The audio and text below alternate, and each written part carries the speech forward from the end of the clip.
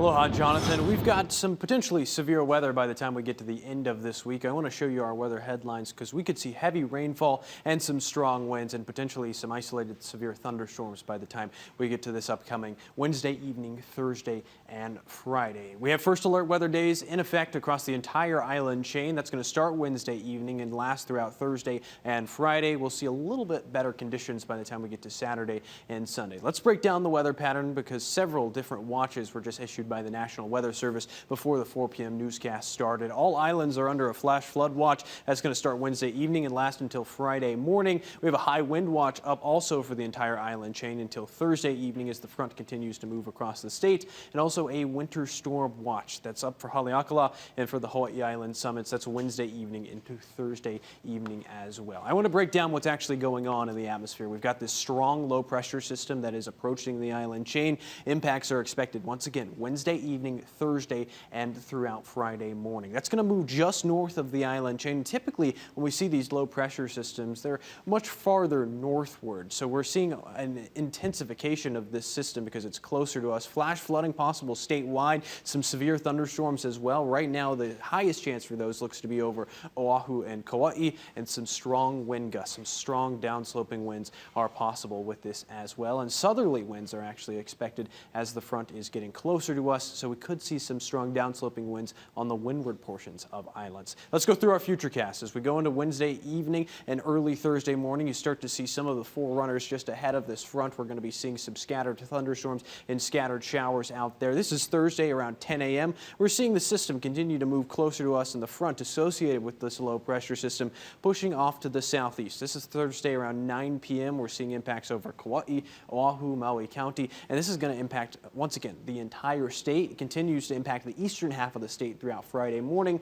and we're drying out slightly as we're going into Friday evening and this upcoming Saturday and Sunday. Our storm impacts heavy rain. That's a high concern of ours right now. Some strong south winds as well. Stormy high seas. There's a gale watch over the northwestern parts of the state and some snow on the summits and alongside those high winds. Our winds outside right now out of the northeast, but like I said, those winds are going to get strong out of the south. Weak easterlies tomorrow morning, and then as we're going into Wednesday afternoon, you're seeing southeasterlies and southerly winds between 10 to 20 miles per hour, sometimes gusting even higher than that, and something we're not typically used to here in Hawaii. We're typically used to that trade wind flow. Here's a quick look at your surf and shoreline forecast. We're seeing a little bit of a boost on north-facing shores around 7 to 10 feet. Still messy out there. East-facing shores around 3 to 5 feet, and this is for Wednesday morning. Your first alert 7-day forecast, it's not often where you see our icons right there turning to thunderstorms and lightning. So I want you to be prepared as we're going into Thursday and Friday, and of course Wednesday evening as well. Right now, I want to bring in Tom Burchard, one of the lead forecasters at the NWS office here in Honolulu. Thanks for joining us, Tom. Hey, thanks for having me.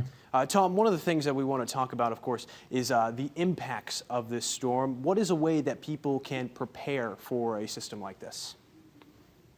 Well, it's not uncommon with strong south to southwest, these Kona winds to cause localized power outages. So one thing people can do is, if you have sensitive electronics, either get them on surge protectors or maybe before you leave for the day on Thursday to unplug them.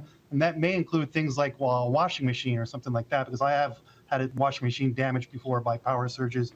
Also, maybe if you have any tents or canopies in your yard, you can either secure those or take those down. Probably not realistic for a lot of people, but if you're able to, maybe limit your travel during the peak of the event, maybe like you were saying on Thursday. Also, a lot of people here have pets that they keep outside. Maybe be mindful of that, bring them in if possible. And also, another thing, just want to stress lightning safety. If you can hear thunder, you can be hit by lightning. And just have a way to get weather notifications. Yeah, thank you, Tom. That's all great advice. When it roars, go indoors. And how is this storm different from the typical Kona lows that we see during the winter? Is this any different than what we're used to during the winter season? It's a little bit unusual of an event. It's kind of a strong, as you were mentioning, the low pressure is going to be intensifying as it passes north of us, and it's passing fairly close to the islands. How it differs from a Kona low, Kona lows tend to be cut off from the main westerly flow, so they linger for several days and can bring days and days and days of rainfall. While we do expect significant impacts from this system, it will be relatively short-lived in that the system is progressive, moving progressively west to east, just north of the islands. And like you mentioned, the system will be intensifying as it moves north of the islands. Can you elaborate a little bit more on the flash flooding threat from this system? Yeah, it doesn't take a whole lot of rain per se to cause flash flooding here. Most of our flooding is due to high rainfall rates, and so this system looks to have all the ingredients to produce high rainfall rates on the order of about 2 to 3 inches per hour. You get that over one area for just an hour, or just maybe 1 or 2 hours, that can lead to pretty severe flash flooding. So Okay. the ingredients all look to be there to produce these extreme rainfall rates. Well, thank you, Tom. I appreciate the advice, and thank you for coming on to explain a little bit more of the impacts that we're expecting from the system.